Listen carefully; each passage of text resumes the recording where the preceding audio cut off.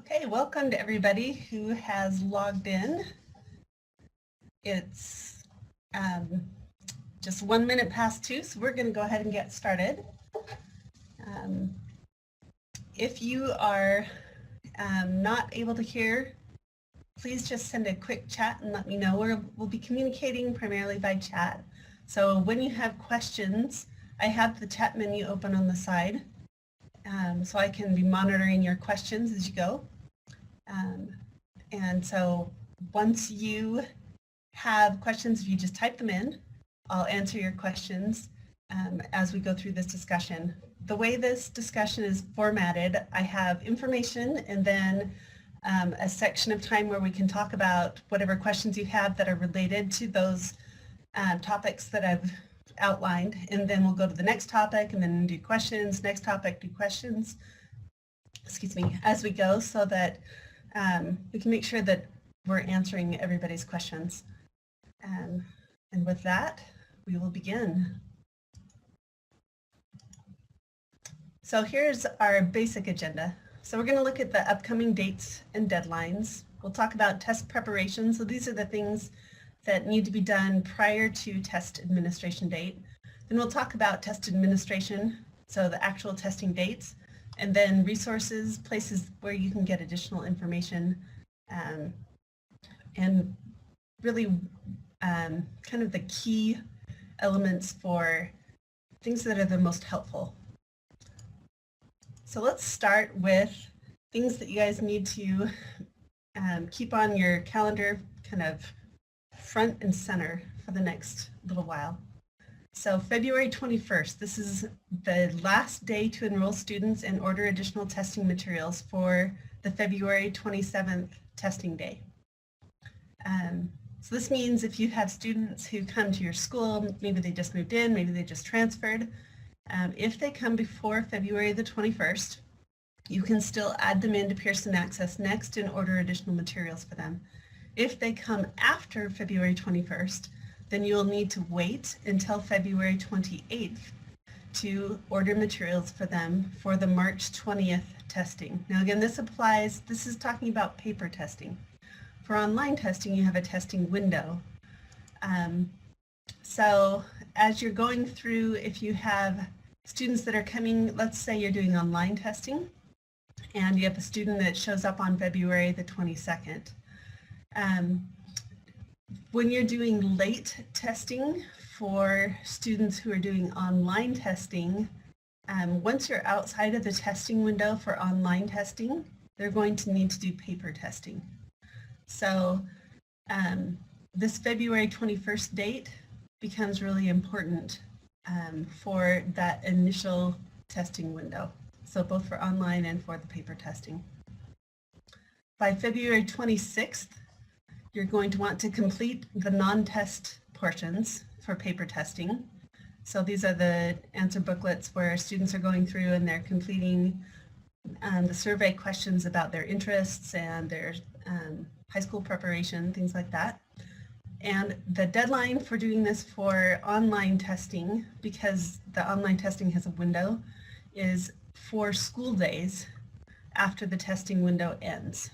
And we verified that it was school days and not calendar days, because that makes a difference in the way that needs to be completed.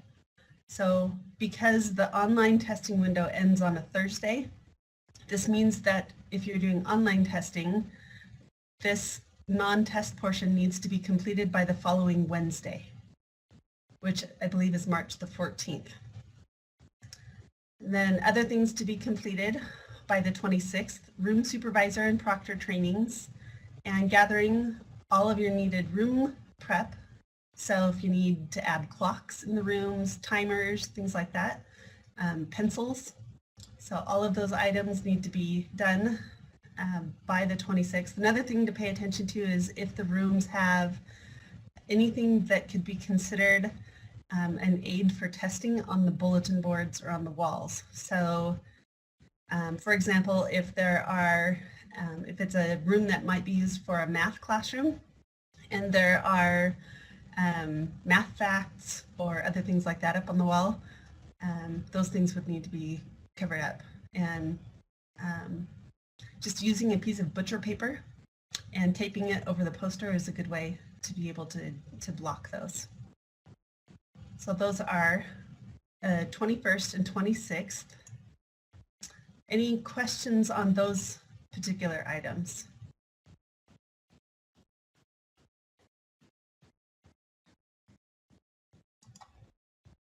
Okay, here's some more items coming up. So 27th, this is the big day. So this is our initial test date for paper, and it's also the opening of the online window. The online window will test on Tuesdays, Wednesdays, and Thursdays. Again, they're not testing on Mondays and Fridays, so it's only Tuesdays, Wednesdays, and Thursdays. For paper, once you have concluded your testing, FedEx will come and they will pick up your testing materials on February the 28th. So by the 28th, all of the materials need to be packed and ready to go and shipped.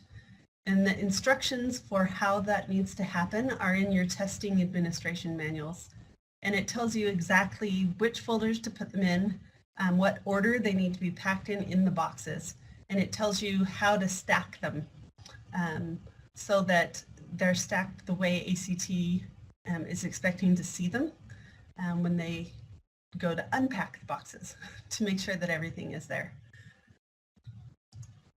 Then we get to March 20th. So if you're doing paper testing, or if you're doing online testing and the online window closes, and let's say you have a student that moves in, or you have students that were absent, or something happens and you have students that need to take the test on the 20th. So this is the first paper makeup test date, and it's also the makeup test date for students who are doing online testing that for some reason were absent, or they weren't able to do testing, or they moved in. So they will take the paper version of the test on March the 20th. You can enroll students in Pearson Access Next during the window of February 28th through March 20th. So notice that this enroll window does not open until after the 27th. So there's a kind of a dead time between February 21st and February 28th where you can't enroll students. So that's that time that says, okay, the first group is enrolled and they're starting their testing. Now, once the February the 28th gets here, this is where you'll start to enroll students who will be testing on March the 20th. You can order additional materials. The schedule for ordering additional materials happens a little bit differently depending on if you're ordering materials for accommodated testing or standard testing. If you're doing standard administration testing, you'll order materials, I believe it's might be through the 18th. I actually don't have the schedule of events, and if I pull it up, I'm afraid it will make my screen go away. But if you go to the ACT website, Utah's ACT website, and you click on the schedule of events, it has those dates on there. It's near the bottom of the second page. For accommodated testing, you'll need to order the materials by March the 14th, and it will get those materials to you.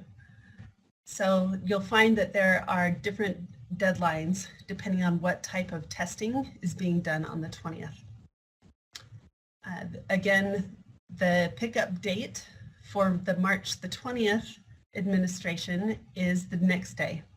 So it's on March the 21st. And again, that box will need to be packed in the exact same way that the February 28th box is packed. And those instructions are also the same ones that you would follow for the 28th. So one question that somebody had asked at one time was where the instructions were for administering the test on the 20th. And because they were looking through the administration manual and saying, I don't see any instructions that say, hey, this is the March 20th administration. And the answer is, it's because the administration itself runs the exact same way, whether it is February 27th or March 20th or April 2nd. So when you're going through those steps of administering the ACT. It follows the same schedule, the same protocol, the same packing of the test materials every single time. So they didn't assign it by day. It's just that the dates are different, whether it's the 27th, so the first makeup day or the second makeup day. So questions or discussion around those two items. So testing on the 27th or testing on the first makeup day.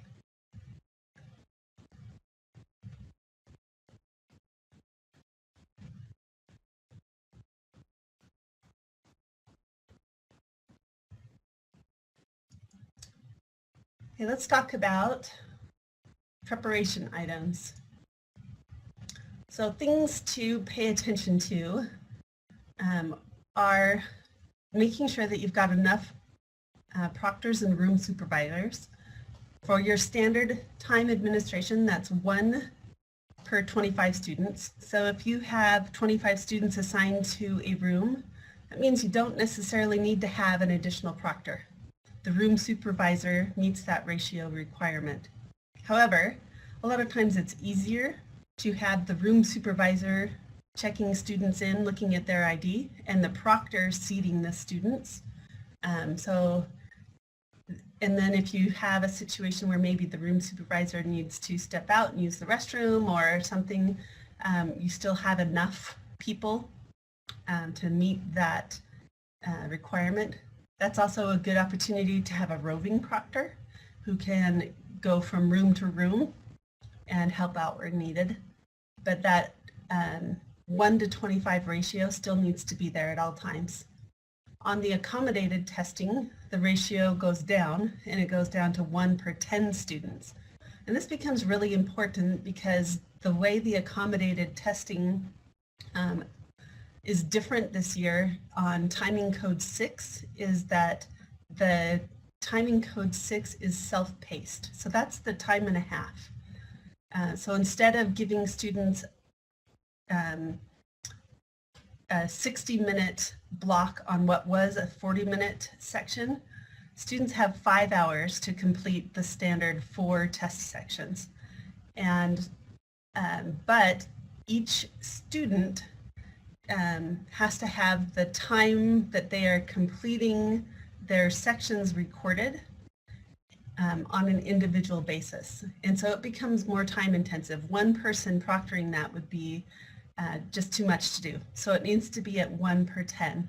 And the instructions on that timing code 6, which is the most common accommodated testing timing code, is they're on page 86 of the accommodated testing manual.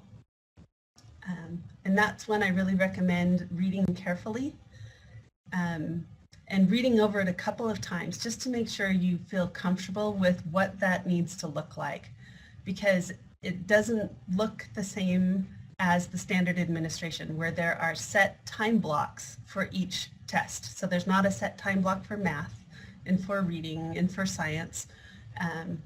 There's a 5-hour time block where students are self-pacing and they need to let the proctor know when they're done with a section. And once they're done with that section, the student can choose to take a break if they would like. They can go use the restroom and come back. They can't go on to the next section, they can't go back to the previous section, but they can go on to the next section. They can use less time than the 5 hours, but they can't use more time. So, but it's going to be really individual based on the student. So I would make sure that you're pretty comfortable with what that will look like and how that might work if you're doing an extended break. Because you may find that you have students that are finishing at different times between their science section and when they would be doing their writing section. So it wouldn't be like with the standard administration where all students would be going to perhaps go take a supervised lunch break between science and writing, because you may have some students who are doing accommodated testing that finish science, at maybe 12 o'clock, and some that are finishing at 1 o'clock, and some that are finishing at 12:30, depending on how they are self-pacing. And so that's going to be something to consider as you go through for those students who are doing accommodated testing. Another thing to look at carefully is how are you going to arrange the rooms. So this has to do with the tables. And there's table setup diagrams depending on if you're doing online testing or in-person testing. And also who is going to be in what room. Alphabetical organization is the easiest way to do this. So that way when you're handing out the testing booklets and getting them back, it's easy to make sure that everybody is accounted for and all the materials are organized and in place. So this is a question that's come up a couple of times. Can we use a cell phone for one of the timepieces? The answer is no. So while the room supervisors can have a cell phone in the room with them, because one of the requirements is to have a phone in the room, the room supervisor cannot be on their phone and they can't be using the phone. It would be there only for an emergency use. And it can't be used as the timer or an official timing piece. So the recommended timepiece, one would be a stopwatch or 2 stopwatches. Another would be a clock on the wall and a stopwatch. Let's see, we've got a question. Can you place test booklets on the table prior to the students entering the test room? If not, what is the best way to alphabetically label the tables? So on the booklet question, the materials cannot be handed out until all of the students are in the room and seated. The best way to alphabetically label the tables, I've seen 2 ways. One, it depends on what the tables are made out of. If they are made out of like a laminate, a lot of times the desks will be made out of a kind of a fake wood laminate or a plastic top, and people will write a last name in dry erase marker on the table itself, and that can be wiped off easily, and that's a good way to do it. Another way I've seen people do that is either with masking tape that can then be removed as soon as somebody sits down, or with 3x5 cards that can then be removed as soon as the student sits down, because once students are in there, nothing else can be on those tables or desk surfaces. Also, if you have a room supervisor and a proctor in the room supervisor can be checking students in, and the proctor can be using a seating chart and just directing students to where they need to go, so that you don't even have to worry about labeling the tables.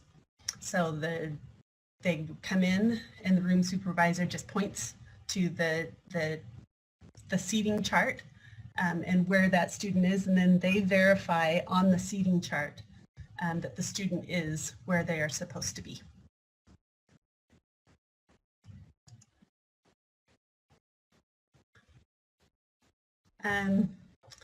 Test day schedules. So looking at this schedule, there was a question that came up with the school district as they were looking at their accommodated testing schedule, and they realized it was going to be really tight with their busing schedule.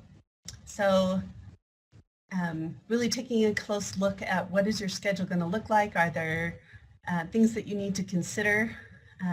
Make sure that you've considered all of the factors that could influence students getting to the places that they need to be. And then make sure that those schedules are distributed to the people that need to know about them. So for example, in this case, the busing needs to know on that particular day especially. It's really important that the buses are not late, and they can't leave early. And same with parents. And this particular school has a really tight schedule for students that have an extended time code. So making sure that those things, people are aware of what those test schedules are going to look like. And this goes along with this last bullet point. And we talked about this during the smooth sailing training, because it is the communication that can really make or break the test day and how effective that testing day is going to be. So thinking about what kind of information needs to be put out there, and who needs that information, how's it going to get to them, and when do they need to have it. So if your school is on a computerized bell system that is maybe attached to the alarm system, what does it take to get those turned off? Some schools have it arranged where they can do it manually in the school. Some schools have to go through the alarm company. So, making sure that those things are taken care of. Does the lunch staff know that some of these students are not going to be coming in to get lunch? Maybe they'll need sack lunches that can be given to them whenever they finish, particularly for students who are taking accommodated testing and you're not quite sure when they'll actually be eating lunch. Are there class period changes that are going to affect other students? On their ID, what kind of ID methods are you going to use? So are you expecting them to bring their student IDs? If you're a small school, are you going to have people recognizing the students and verifying that the students are known? And if so, how are you going to do that if the people don't necessarily know everybody? So how are you going to take care of that if that situation arises? Not all students have their driver's license, though I think many wish that they did. So what are you going to do for those students who don't have a driver's license and don't have their school ID? How are you going to take care of that? So, those are things to think of now and make sure that those items are communicated. There's a section in the testing administration manual that talks about items that are appropriate for ID and items that are not appropriate for ID. And then also the important item on here are items for students not to bring. So for example, they don't get to bring in food and water. They don't get to bring in electronics, including smartwatches, including Fitbits, including calculators that are not on the approved calculator list. So, just making sure that students are really aware of items that could potentially invalidate their test and cause potentially other issues for the school. You just don't want to even get into any of those situations. Also, talking about that it's not too late to do some practice. So one of the great things about practicing for the ACT is familiarity with the test format. It's a little bit late to cram for knowledge because ACT is not a test that you cram for. It's something that you build on over years of learning to think critically. But one thing you can do is you can become familiar with the pacing of the test because it is timed. You can become familiar with, what does it take to handwrite an essay. Many students who are taking the paper version of the test have not written an essay by hand in a really long time. So it's a good chance for them to actually practice that. And there's still time to do that. Taking those practice tests that are on either the ACT website or that are on Schmoop's website, which is free for all students in Utah that are in high school, is a great way to go. And it will provide predicted scores, and it will also provide feedback on what students can practice and work on. As a matter of fact, on the Schmoop site, they have a crash course for ACT. And while I don't recommend cramming, we're kind of at that point. So there are some things that students can still do to prepare. But in particular, it's taking those practice tests so they can get a feel for what their pacing needs to look like. Other items to think about are, what are your assignments for your staff? So who's going to man the hallway? Who's going to tell other students not to go into the testing areas and remind your 10th graders and 12th graders that they need to be quiet? Who's going to handle questions about where students need to go, what room they need to go to? So making sure that your staff knows what their job is on testing day. Make sure that your room supervisors know what they need to do, proctors know what they need to do. And a great way to do that is to create job descriptions. Just like you would if you were actually employing somebody. So for example, you are the room supervisor. Room supervisor's job is, and then you can actually copy some of the descriptions for what the room supervisor does from the assessment manual, and you can flag pages within the testing administration manual so that is ready to go, and that way the room supervisor knows what they need to do. Same for the proctor. You are, thank you for serving as a test proctor today for the ACT. As a test proctor, this is what you need to do. And then just bullet point what those proctors need to do. They need to be circulating the room. They need to be, checking for testing irregularities. If you're having the test proctor seat students, talk about this is how you will be seating the students. And really just bullet point those items out. The good thing about creating those job descriptions is that you'll have them to use from year to year.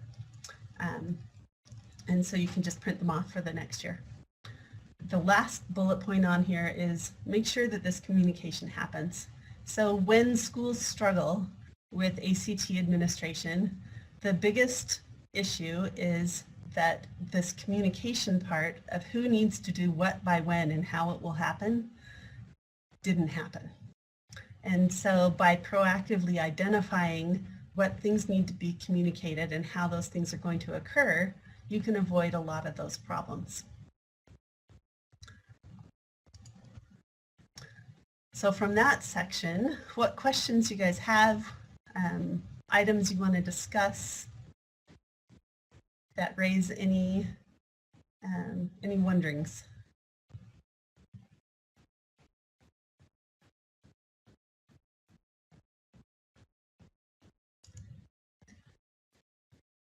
Okay, so let's talk about the actual administration day.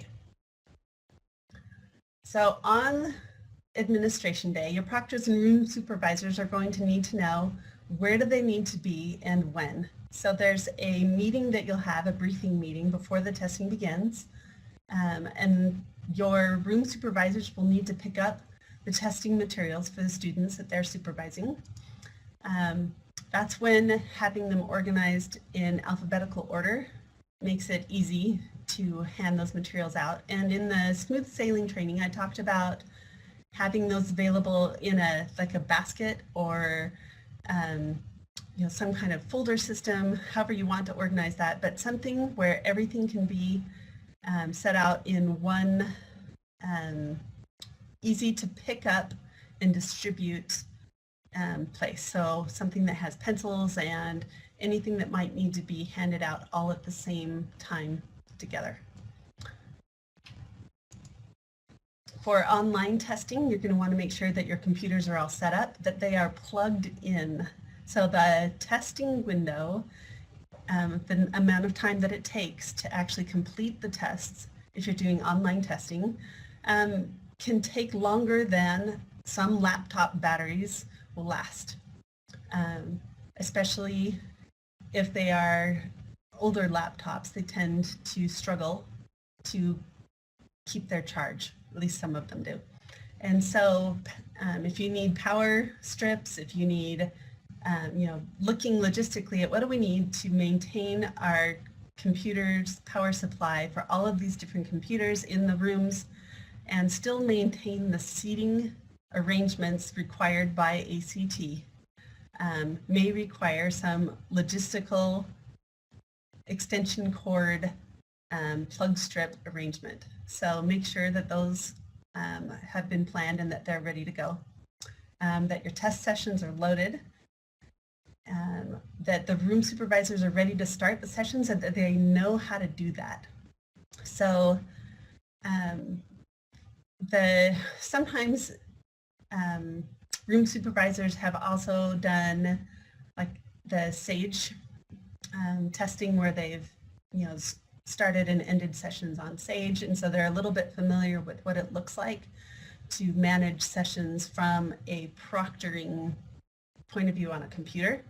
And so you can kind of relate it to what it might look like using the TestNav software as opposed to Sage Portal.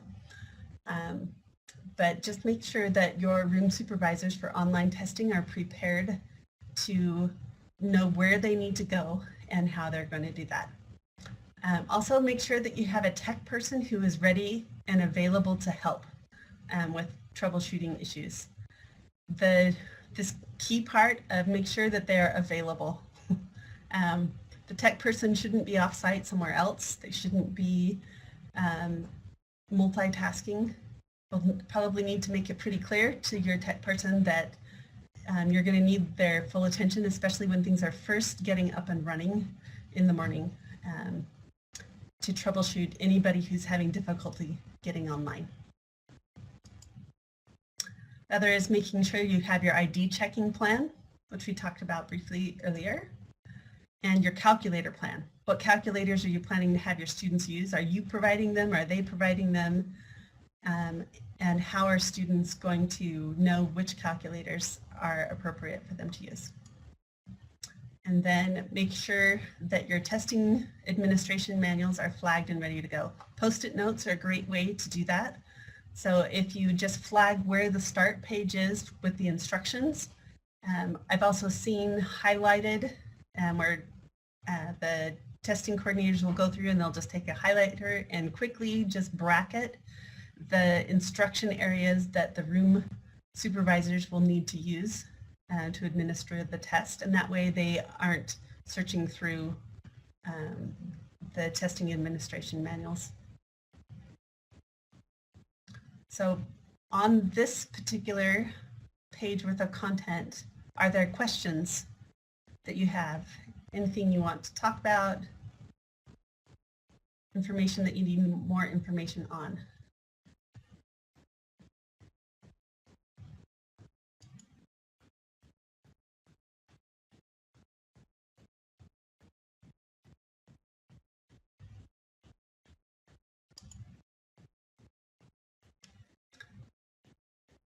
Okay, let's talk about resources.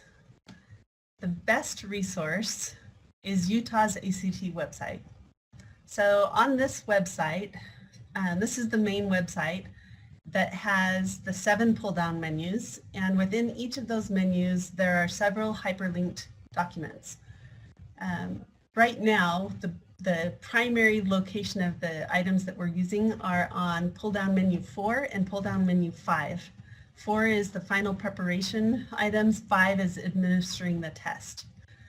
This is where you'll find all of the different testing administration manuals. So whether you're doing paper, standard administration, or accommodated administration, whether you're doing online administration, also the non-college reportable administration manuals are on there. You can find the detailed instructions for the non-test portions.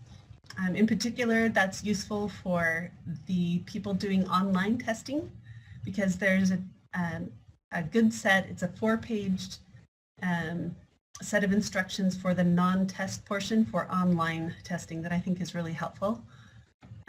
You'll also find the link to the Pearson Access Next user guide, and then other detailed instructions that are available depending on what you're looking for are within those 7 pull-down menu links. On pull-down menu 6, you'll find information about things to use to return and conclude the test. And then, so it just kind of goes sequentially as you go down those pull-down menus. You can also find the phone number for the help desks, both the standard administration help desk and the accommodated administration help desk from that page. But one thing to keep in mind with the help desk is that as it gets closer to the test, the help desk gets busier and busier. So check the manuals first, and then from there, go to the help desk. That would be my recommendation. These are the help desk phone numbers that you can also find on the website. And then you have me. So when you get stuck, if you get stuck, you can always email me. You can give me a call. And as long as I am at my desk, I will answer your call and do what I can to help. Email is probably the best way to track me down because many times I am in meetings or off-site. However, most of the time I have access to my email. So these are your primary resources. But again, Utah's ACT website is really kind of the gold mine of resources for the ACT because it has all of the different manuals. And those manuals have a lot of really detailed information. They make for a riveting read on those nights when you can't sleep. But they have the details that you need to be able to administer the tests successfully. And with that, that concludes the kind of the basics of what you need to know to administer the ACT successfully. So I'm going to just open it up to questions. Things that we didn't cover, things that you would like to know, any other things that you feel would be helpful that you would like to talk about.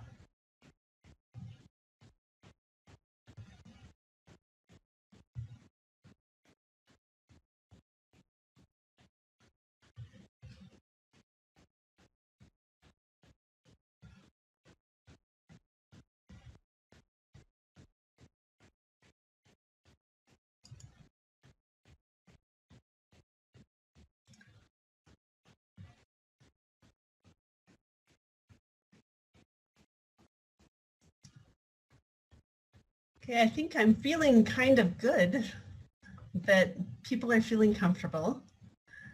So I'm just going to leave you with a little bit of science humor. And this is my biology teacher coming out. So I'll leave you with the thought of it's going to be a okay. So tibia is it's one of your bones. But as you're going through, just know that there are resources available. As long as you hit your big deadlines and the big items, and that as long as you make sure that test security is maintained and the protocols are followed, then you will have administered the ACT successfully. So, and again, if you have any questions as you're going along and you come up against something and you're not quite sure what to do, please feel free to send me an email or give me a call.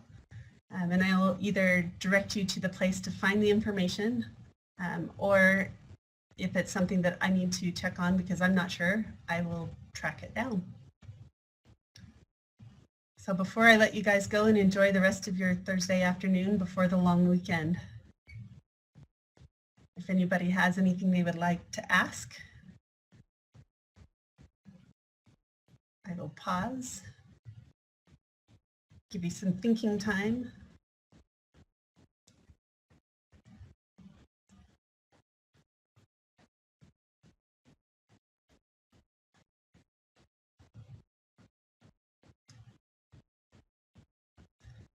George, thank you for thinking. Sometimes it feels like it's a lot of work, And so I appreciate knowing that it is helpful. Thank you. Okay, with that, have a great afternoon, everyone. Thanks for joining, and have a wonderful President's Day weekend. We'll talk with you the next time. Thank you. Oh, Cindy. I'm ready for your question, Cindy.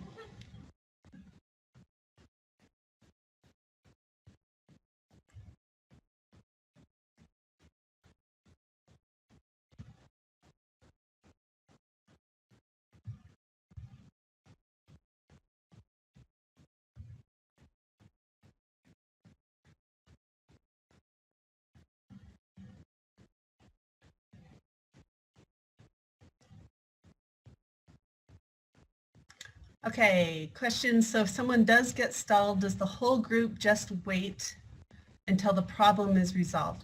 So this is for online testing, because I know Cindy is doing online testing. So if someone does get stalled, and I'm assuming that you're asking about if you can't get the test to start or something, like there's a technical issue. And if the technical issue is preventing the test proctor from, or the room supervisor from starting the session, then the whole group will not be able to start. If it's a standard administration, then the whole group has to start and end together. If it is an accommodated testing situation,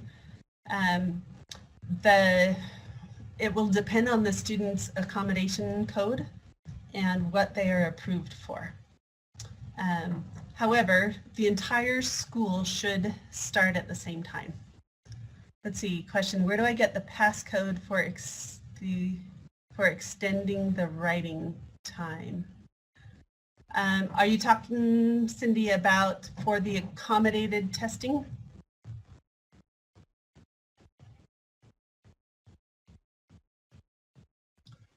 For testing code 8.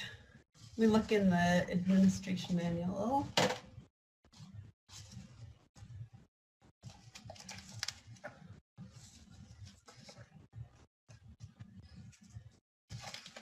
Let's see. So testing code, timing code 8.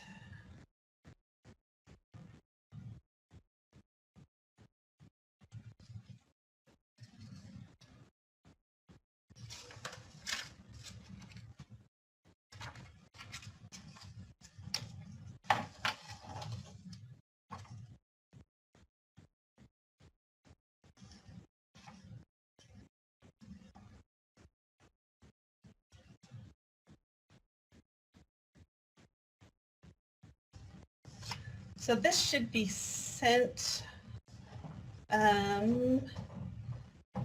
let's see.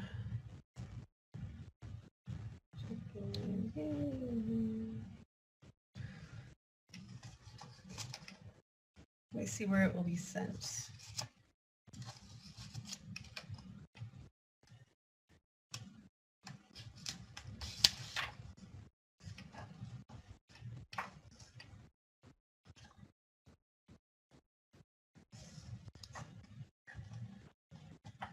Sorry, I'm doing a little bit of hunting really quick to make sure that I'm giving you the correct information before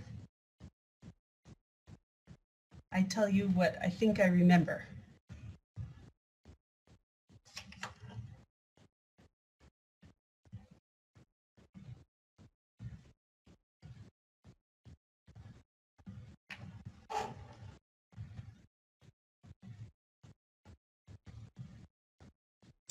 Let's see.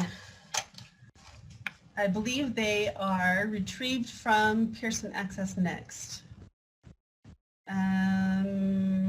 Let's see, page 74 in the testing administration manual, talking about all timing codes.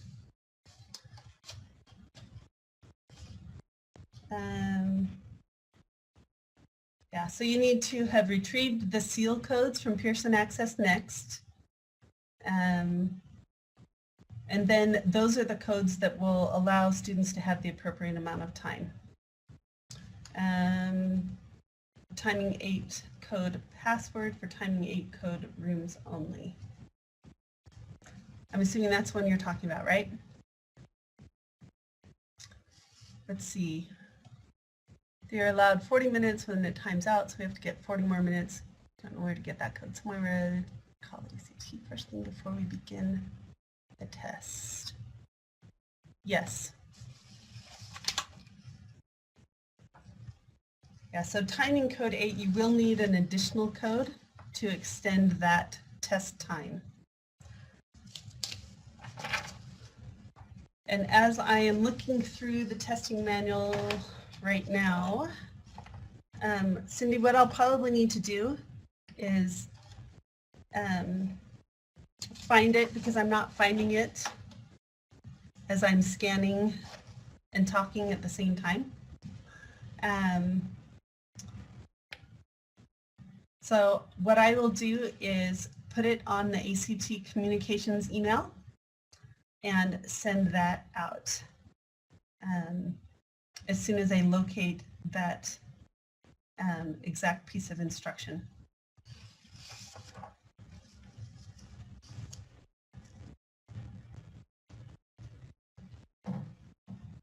Okay, so I'll hunt that down and send that out.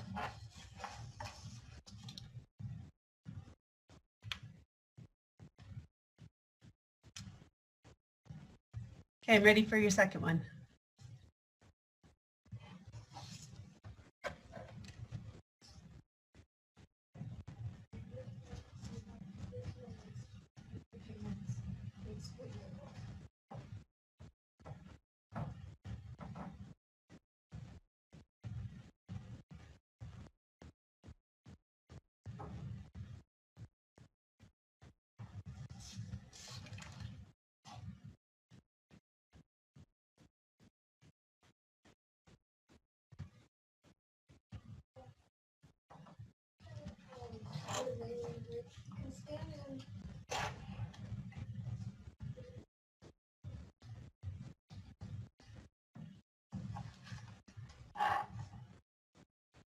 Okay, today during our mock test we had an error and it asked for browse and reload test, but we could not do it, so we just skipped upload to get back into the test. Is that okay?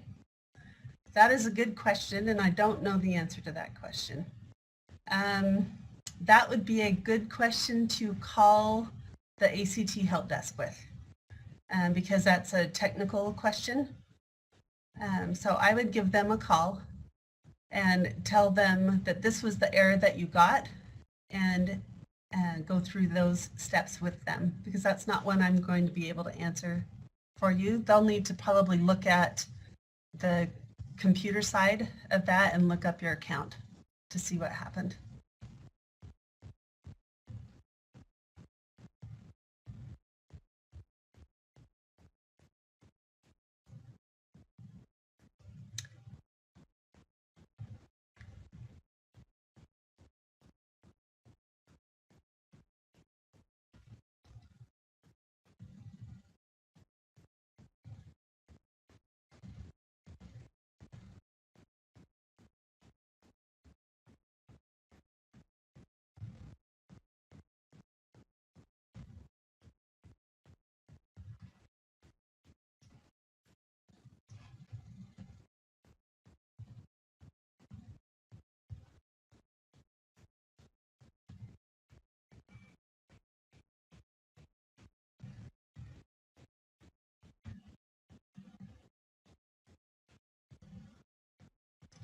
A question on the mock test, we have 3 numbers, our district, our schools, and an X number we've been using for the mock tests.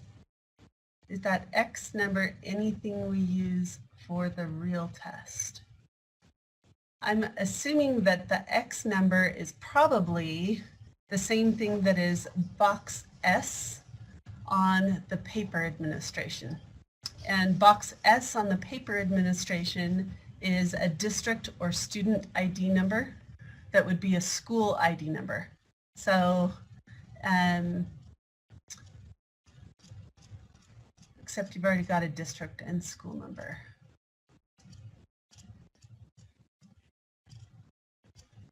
Again, that sounds like a good question for the ACT Help Desk. Sorry, Cindy, you're asking good questions that I do not know the answer to on that one. On an X number. Because the only numbers that we use, there's the ACT ID number, but that's uploaded automatically for students who are enrolled in Pearson Access Next, and that's the one that's associated with their state student ID. So I don't know what the X number would be that is on the online test.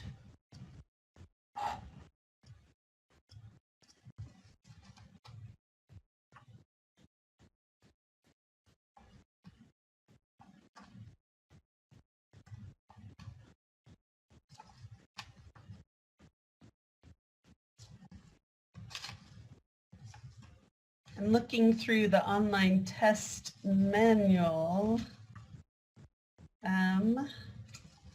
I don't see offhand anything that tells me what that additional number would be, unless it is the testing session, which may be because it is a mock test, is marked as an X instead of the testing session. But that is only a guess.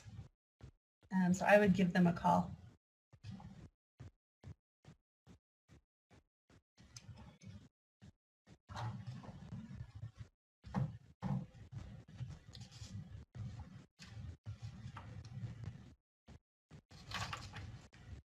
Okay, any other questions before we log off?